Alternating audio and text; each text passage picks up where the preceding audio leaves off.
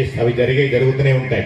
But ultimate ఏం వచ్చేసేసి ఏ కులానికైనా ఏ జాతికైనా వాళ్ళ అస్తిత్వాన్ని కాపాడుకోవాలని చరిత్ర మొత్తం చూడండి మీరు. 2000 సంవత్సరాల చరిత్ర చూసినా, 5000 సంవత్సరాల చరిత్ర చూసినా, ఎవరైతే జాతి అస్తిత్వాన్ని కాపాడుకుంటారో, జాతి ఔన్నత్యాన్ని కాపాడుకుంటారో వాళ్లే ప్రజల్ని పాలిస్తారు.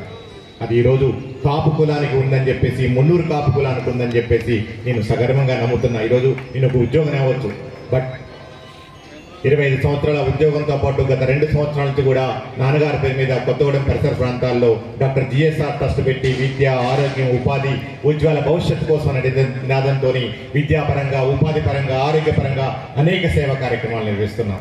ఎస్, నేను ఇంత చదువుకున్నా, నాకు అన్ని అర్హతలు ఉన్నాయనే ఉద్దేశంతో నేను అక్కడ ఎమ్మెల్యే టికెట్ ఆశించడం జరిగింది. అనివార్య కారణాల వల్ల, పరిస్థితుల వల్ల ఈరోజు మీ అందరి సమక్షంలో, ఇంతవరకు ఎక్కడా చెప్పలేదు, ఈరోజు మీ అందరి సమక్షంలో మీ బిడ్డగా, మీ కుల సభ్యుడిగా 25 సంవత్సరాల నా ఉద్యోగ జీవితానికి రాజీనామా చేసి ప్రజా జీవితంలోకి రావాలని ఎంచుకోవడం జరిగింది.